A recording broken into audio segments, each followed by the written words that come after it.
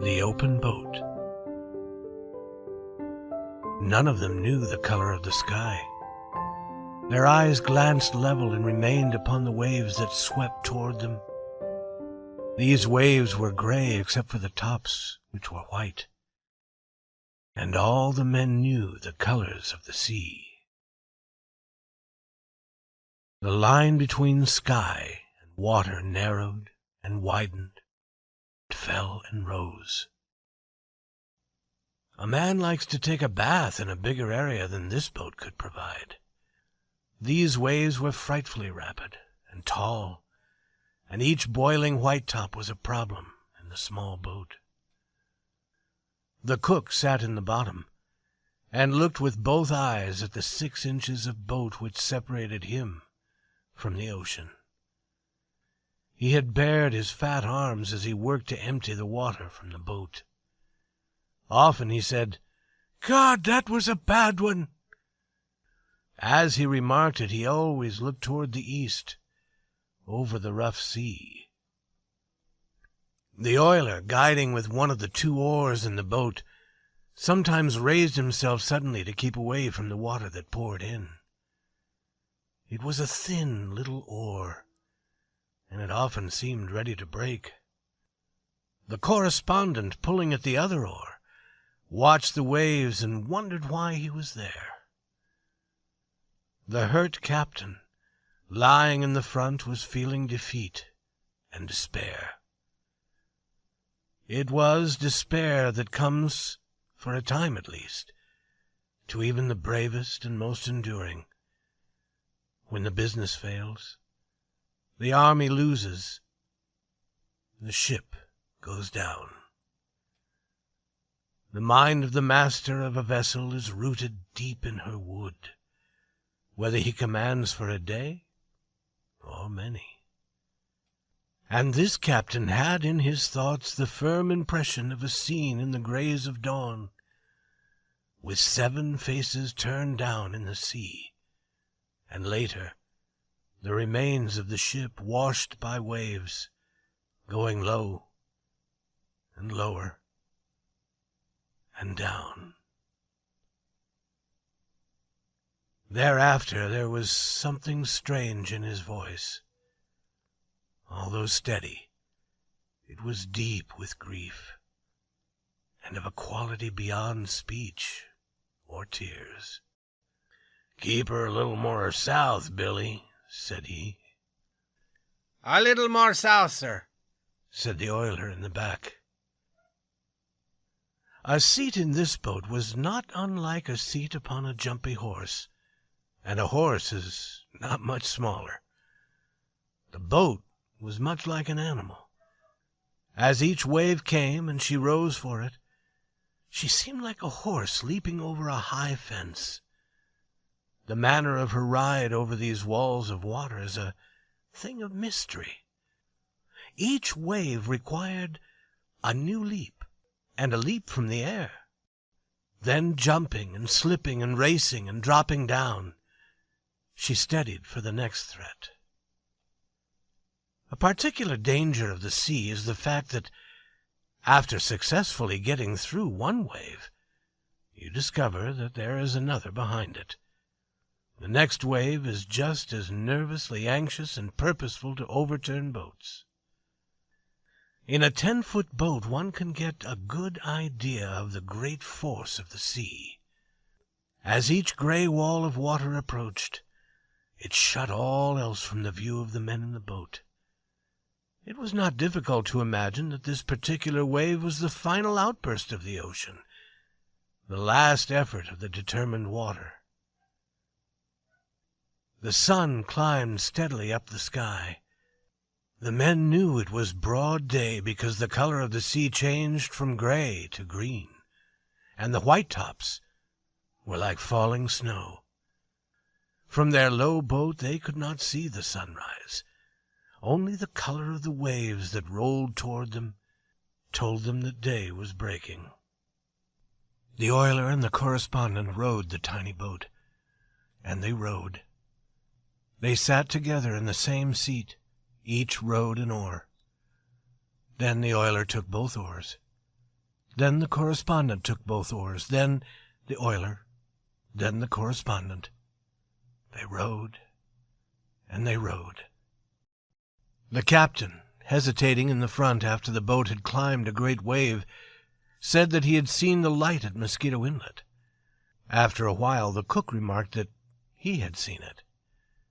The correspondent was at the oars then, and he too wished to look at the lighthouse, but his back was to the far shore.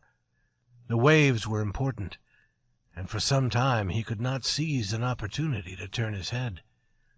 But at last there came a wave more gentle than the others. When at the top of it, he hurriedly searched the western water with his eyes. "See it?" asked the captain. "No," said the correspondent slowly.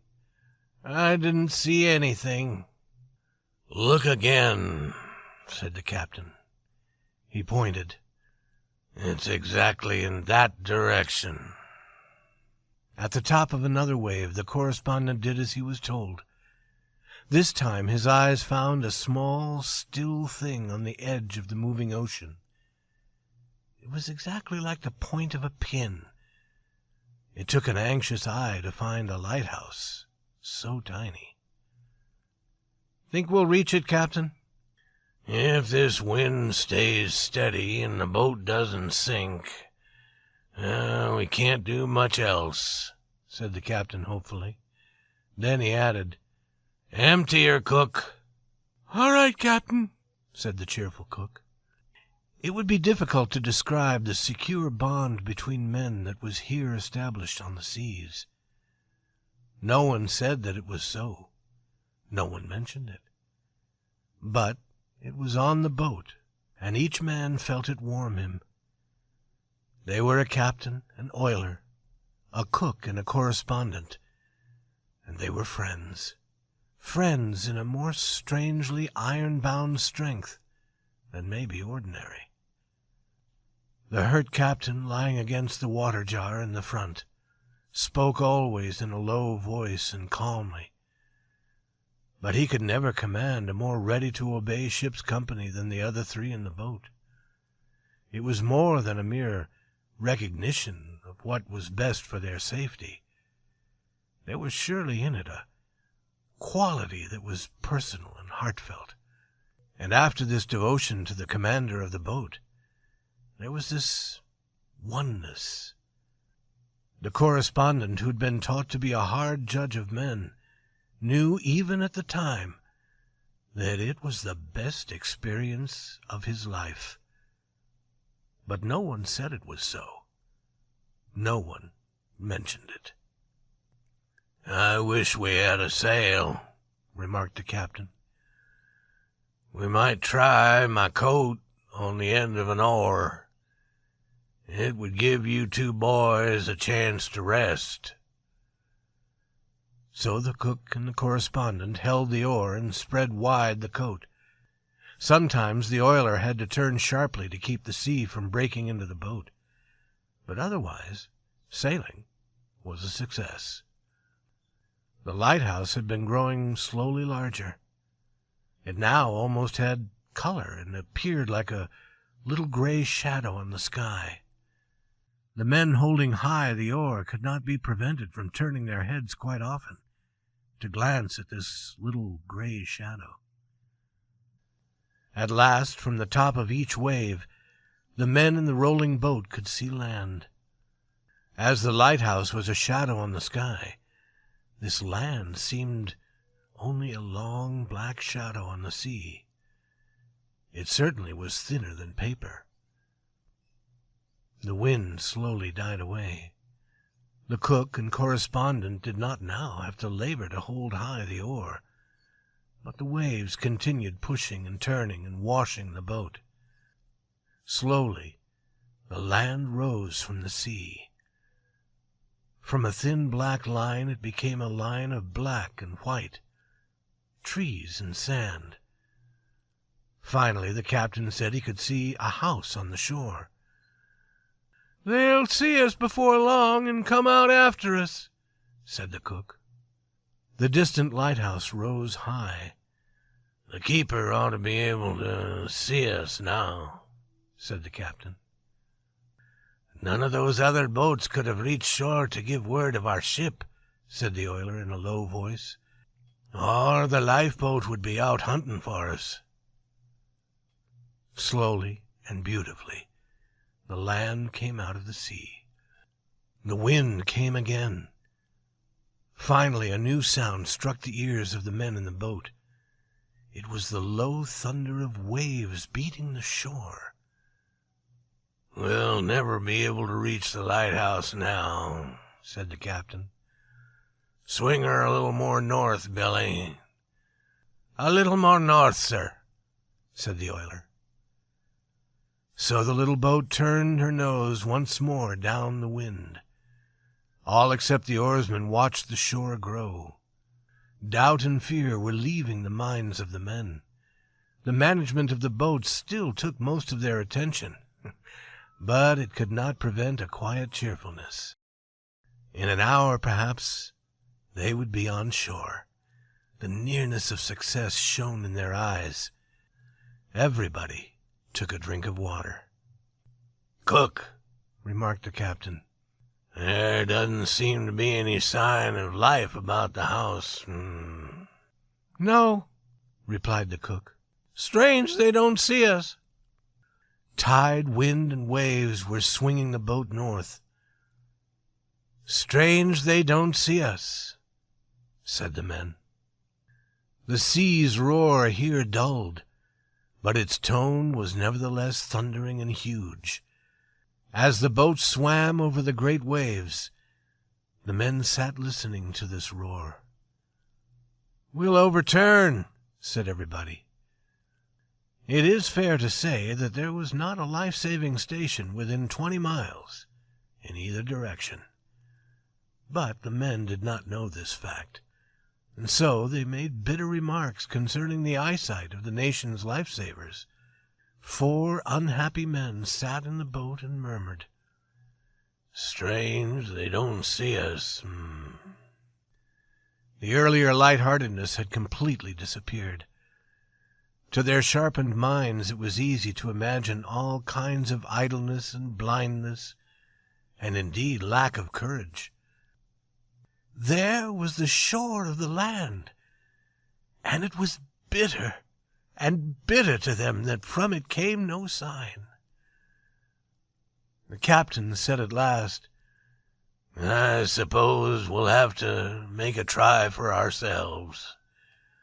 If we stay out here too long, none of us will have the strength to swim after the boat goes under." And so the oiler, who was at the oars, turned the boat straight for shore. There was a sudden tightening of muscles. There was some thinking. "If we don't all get to shore," said the captain. "If we don't all get to shore, I suppose you fellows know where to send news of my finish?" Then they briefly exchanged some addresses and instructions. As for the thoughts of the men, there was a great deal of anger in them. They might be summed up this way: if I'm going to lose my life to the sea, then why was I allowed to come this far, to see sand and trees? Was I brought here merely to have my nose dragged away as I was about to taste the holy food of life? It is crazy. If this old fool woman, Fate, cannot do better than this, she should be forced from the management of men's fortunes. She is an old chicken who knows not her purposes. If she has decided to kill me, why did she not do it in the beginning and save me all this trouble? The whole affair is mad. But no, she cannot mean to kill me. She dare not. She cannot. Not after all this work. And then each man might have had the urge to shout at the clouds, "Just kill me now! And then hear what I call you!" The waves that came at this time were more fierce. They seemed always to break and roll over the little boat in a mass of boiling white and gray. The shore was still far away. The oiler was a wise seaman. "Boys," he cried out, "she won't live 3 minutes more, and we're too far out to swim. Shall I take her to sea again, Captain?" "Yes, go ahead," said the captain. The oiler, by a series of quick movements, great skill, and fast, steady work with the oars, turned the boat in the middle of the tide and took her to sea again. There was a long silence as the boat rose and dropped over the rough sea to deeper water. Then somebody slowly spoke. "Well, they must have seen us from shore by now." "What do you think of those life-saving people?" "Strange they haven't seen us." "Maybe they think we're out here for sport. Maybe they think we're fishing. Maybe they think we're fools." It was a long afternoon. A changed tide tried to force them south, but wind and wave said north. Far ahead, where coastline, sea, and sky met, there were little dots which seemed to indicate a city on the shore. "St. Augustine?" The captain shook his head. "Too near Mosquito Inlet." And the oiler rowed and the correspondent rowed. It was a tiring business. "Did you ever like to row, Billy?" asked the correspondent. "No," said the oiler. "I hate it." When one exchanged the rowing seat for a place in the bottom of the boat, he suffered a bodily experience that caused him to be careless of everything except an obligation to move one finger. It was the cold sea-water washing back and forth in the boat, and he lay in it. His head was pillowed on wood within an inch of the waves along the side. Sometimes the sea came in and bathed him once more, but this did not trouble him.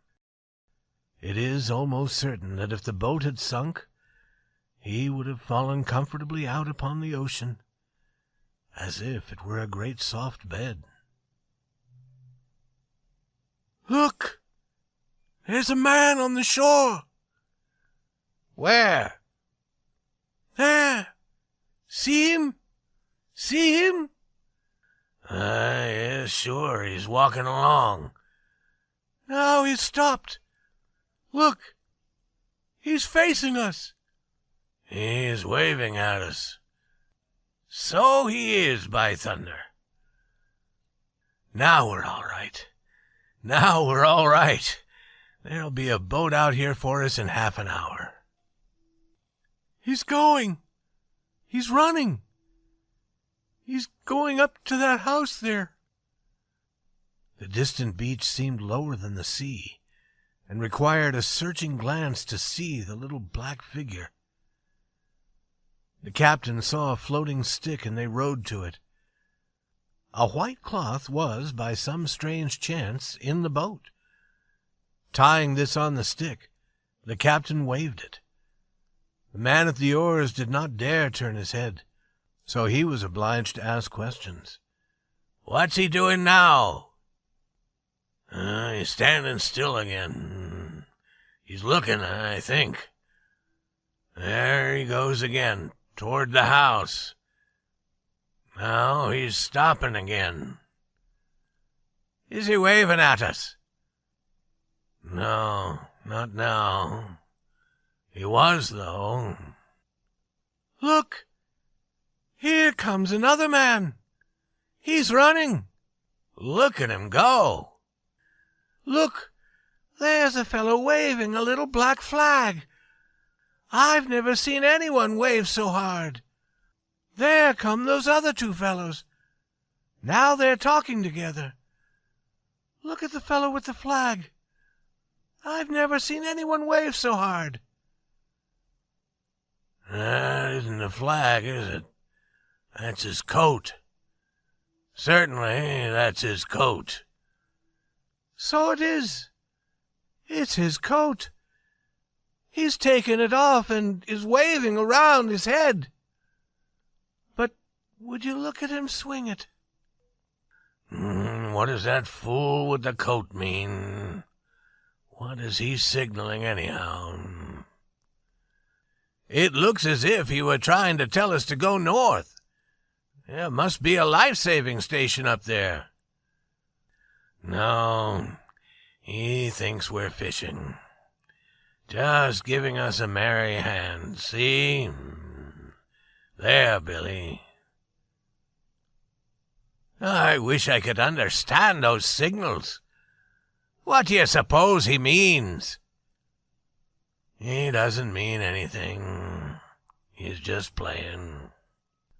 Well, if he'd just signal us to try again, or to go to sea and wait, or go north, or go south, or go to hell, there would be some reason in it. But look at him. He stands there and keeps his coat turning around like a wheel, the fool. Here comes some more people. Oh, there's quite a mob. Look, isn't that a boat? Where? Oh, I see where you mean. No, that's no boat. That fellow is still waving his coat. He must think we can see him do that. Why doesn't he stop it? It doesn't mean anything. I don't know. I think he's trying to make us go north. There must be a life-saving station there somewhere. He isn't tired yet. Look at him wave. I wonder how long he can do that. He's been swinging his coat around ever since he caught sight of us. He's crazy. Why aren't they getting men to bring a boat out? A fishing boat could come out here all right. Why won't he do something? No, it's all right now.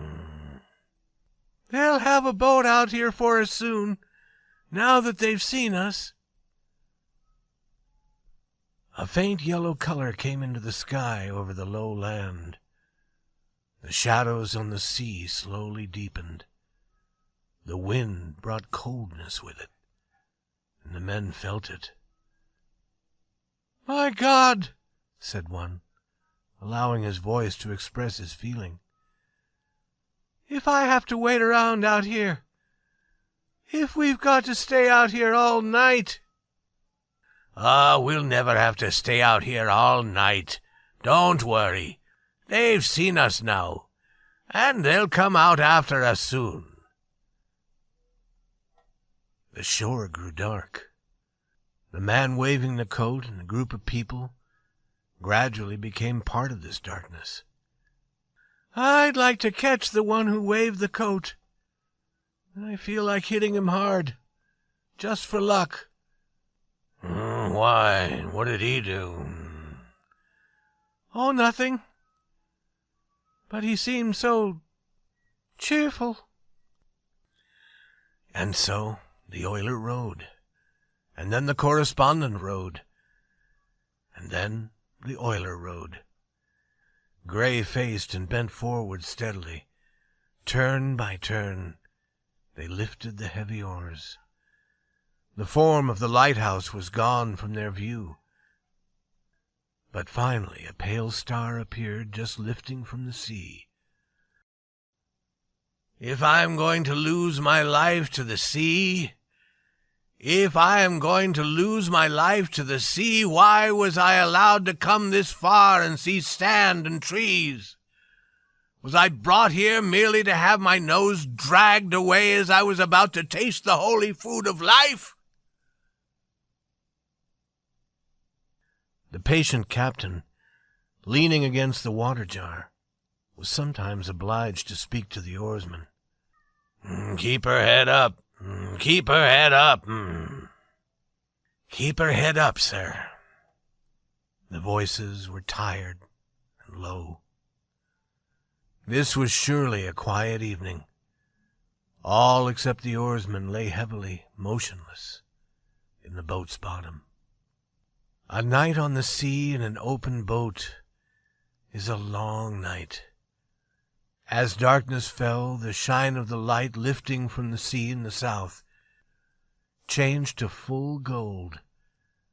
In the north, a new light appeared, a small blue glow on the edge of the waters. These two lights were the furniture of the world. Otherwise, there was nothing but waves. The plan of the oiler and the correspondent was for one to row until he was no longer able. Then he would wake the other from his dead sleep in the bottom of the boat. The oiler worked the oars until his head dropped forward, and the overpowering sleep blinded him. And he rowed some more. Then he touched a man in the bottom of the boat and called his name. "Will you row for a little while?" he asked softly. "Sure, Billy," said the correspondent, slowly dragging himself to a sitting position. They exchanged places carefully, and the oiler, slipping down in the sea-water at the cook's side, seemed to go to sleep instantly. Though the huge size of the waves had lessened, they still rolled the boat high. The man at the oars tried to keep her pointing into the waves so she would not turn over. The black waves were silent and hard to see in the darkness. Often one was almost upon the boat before the oarsman knew it. In a low voice, the correspondent spoke to the captain. He was not sure that the captain was awake, although this iron man seemed to be always awake. "Captain, shall I keep her going toward that light north, sir?" The same steady voice answered him. "Yes, keep the light a little to the left." The correspondent, as he rowed, looked down at the two men sleeping underfoot. The cook's arm was around the oiler's shoulders, and with their scarce clothing and tired faces, they were the babies of the sea. A strange picture of two old babies. After a time, it seemed that even the captain slept, and the correspondent thought that he was the only man afloat on all the ocean. The wind had a voice as it came over the waves, and it was sadder than death. "If I'm going to lose my life to the sea, if I am going to lose my life to the sea, why was I allowed to come this far and see sand and trees?" During the long night, a man might decide that it was really the purpose of the 7 mad gods to kill him, in spite of the awful cruelty of it. But it was certainly not justice to kill a man who had worked so hard, so hard. The man felt it would be a crime. Other people had died at sea since the beginning of ships, but still. Later the correspondent spoke into the bottom of the boat. "Billy." There was a slow and gradual movement. "Billy, would you row for a while?" "Sure," said the oiler. As soon as the correspondent touched the cold, comfortable sea-water in the bottom of the boat and had pressed close to the cook's side, he was deep in sleep in spite of the cold. This sleep was so good to him that it was but a moment before he heard a voice call his name in a tone that showed great weakness. "Will you row now?" "Sure, Billy." The light in the north had strangely disappeared, but the wide-awake captain told the correspondent how to go. Later in the night, they took the boat farther out to sea. The captain told the cook to take one oar at the rear and keep the boat facing the seas. This plan enabled the oiler and the correspondent to rest together. "We'll give those boys a chance to gather some strength," said the captain. They curled down and slept once more the dead sleep. When the correspondent again opened his eyes, the sea and the sky were each the gray color of dawn. Later, pink and gold light shone upon the waters. The morning appeared finally in its splendid form, a sky of pure blue, and the sunlight flamed on the tips of the waves. On the distant sands were many little black houses, and a tall white windmill rose above them. No man nor dog appeared on the beach. It might have been a deserted village. The voyagers searched the shore with their eyes. They considered their position. The captain said, "If no help is coming, we might better try to reach the land right away. If we stay out here much longer, we will be too weak to do anything for ourselves at all." The others silently agreed to this reasoning. The boat was going toward the beach. The correspondent wondered if anyone ever climbed the tall wind tower, and if then he ever looked at the sea. This tower was a giant, standing with its back to the danger of small creatures. It represented to the correspondent the calm of nature against the struggles of the individual. Nature in the wind, nature in the sight of men. Nature did not seem cruel to him then, nor kind, nor dangerous, nor wise. But she was not interested, completely not interested. It is perhaps probable that a man in this situation, impressed with the lack of concern of the world, should see many of the faults in his own life. They may rest badly in his mind, and he may wish for another chance. The difference between right and wrong seems all too clear to him then, and he understands that if he were given another opportunity, he would improve his conduct and his words. "Now, boys," said the captain, "she is going to go under. All we can do is take her in as far as possible. And then when she sinks, jump out and go toward the beach. Keep cool now, and don't jump until she goes under." The oiler took the oars. "Captain," he said, "I think I'd better keep her head to the seas and back her in." "All right, Billy," said the captain. "Back her in."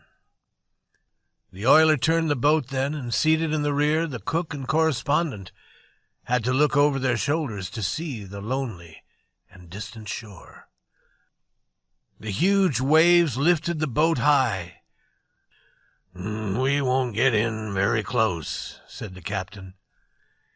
Each time a man could turn his attention from the sea, he glanced toward the shore, and in the expression of the eyes there was a remarkable quality. The correspondent, observing the others, knew that they were not afraid, but the full meaning of their glances was hidden. As for himself, he was too tired to fully understand the fact. He tried to force his mind into thinking of it, but the mind was slave now to the muscles, and the muscles said they did not care. He merely thought that if he should die, it would be a shame. There were no hurried words, no apparent fears. The men simply looked at the shore. "Now remember to get well away from the boat when you jump," said the captain. A wave suddenly fell with a thundering roar, and the water came rushing down upon the boat. "Steady now," said the captain. The men were silent. They turned their eyes from the shore and waited. Then the next wave broke upon them. Rolling floods of white water caught the boat and whipped it around. Water came in from all sides. The little boat, dying under this weight of water, sank deeper into the sea. Empty her out, cook. Empty her out, said the captain. All right, Captain, said the cook. Now, boys, the next one will finish us, said the oiler. Remember to jump free of the boat. The third wave moved forward, huge, angry, merciless. It seemed to drink the tiny boat, and at the same time threw the men into the sea. The January water was icy. The correspondent thought immediately that it was colder than he had expected to find it off the coast of Florida. This appeared to his dulled mind as a matter important enough to be noted at the time. The coldness of the water was sad. It was very sad. This fact was somehow mixed with opinion of his own situation, so that it seemed almost a proper reason for tears. The water was cold. When he came to the surface, he knew of little but the noisy water. Afterward, he saw his companions in the sea. The oiler was ahead in the race. He was swimming strongly and rapidly. Off to the correspondent's left, Cook's great back appeared out of the water. Behind him, the captain was hanging with his one unhurt hand to the overturned boat. There is a certain motionless quality to a shore, and the correspondent wondered that it could exist so near the awful sea. It seemed very desirable, but the correspondent knew that it was a long journey, and he swam slowly. But finally he arrived at a place in the sea where travel was difficult. He did not stop swimming to consider what kind of current had caught him, but there his progress ceased. The shore was before him, and he looked at it and understood with his eyes each detail of it. As the cook passed much further to the left, the captain was calling to him. "Turn over on your back, cook. Turn over on your back and use the oar." "All right, sir." The cook turned on his back and, using the oar, went ahead, as if he were a boat himself. The boat also passed, with the captain holding on with one hand. They passed nearer to shore, the oiler, the cook, the captain, and following them went the water jar, sailing merrily over the sea. The correspondent remained in the grasp of this strange new enemy, a current. The shore, with its white sand and green trees, was spread like a picture before him. He thought, "I'm going to die. Can it be possible? Can it be possible? Can it be possible?" Perhaps an individual must consider his own death to be the final act of nature. But later a wave pushed him out of this small, deadly current, and he found suddenly that he could again make progress toward the shore. Later still, he knew that the captain had his face turned toward him and was calling his name. "Come to the boat! Come to the boat!" In his struggle to reach the captain and the boat, he realized that when one gets tired beyond limit, death must be comfortable. An end of fighting, accompanied by a large sense of relief. After a while he saw a man running along the shore. He was removing his clothes with most remarkable speed. Coat, trousers, shirt, everything came off him like magic. "Come to the boat," called the captain. "All right, Captain." As the correspondent swam, he saw the captain stand on the floor of the ocean and leave the boat. Then the correspondent performed his one bit of magic of the voyage. A large wave caught him and threw him with ease and speed completely over the boat and far beyond it. He was amazed by his own performance, and by that of the marvelous sea. The correspondent arrived in water that reached only to his chest, but his condition did not enable him to stand for more than a moment. Each wave pushed him down again. Then he saw the running man come leaping into the water. He dragged ashore the cook, then went toward the captain. But the captain motioned him away and sent him to the correspondent. The man gave a strong pull, a long drag, and a big push. The correspondent said, "Thanks, old man." But suddenly the man cried, "What's that?" He pointed a quick finger. The correspondent said, "Go!" In the low water, face down, lay the oiler. His forehead touched sand that was sometimes between each wave, above the sea. The correspondent did not know all that happened afterward. When he reached safe ground, he fell, striking the sand with each part of his body. It was as if he had dropped from a roof. It seemed that instantly the beach was crowded with men bringing blankets and clothes, and with women carrying coffee. The welcome of the land to the sea was warm and generous. But a quiet and wet shape was carried up the beach, and the land's welcome for it could only be the different and silent one of the grave. When night came, the white waves rolled back and forth in the moonlight, and the wind brought the sound of the great sea's voice to the men on the shore, and they felt that they could then understand.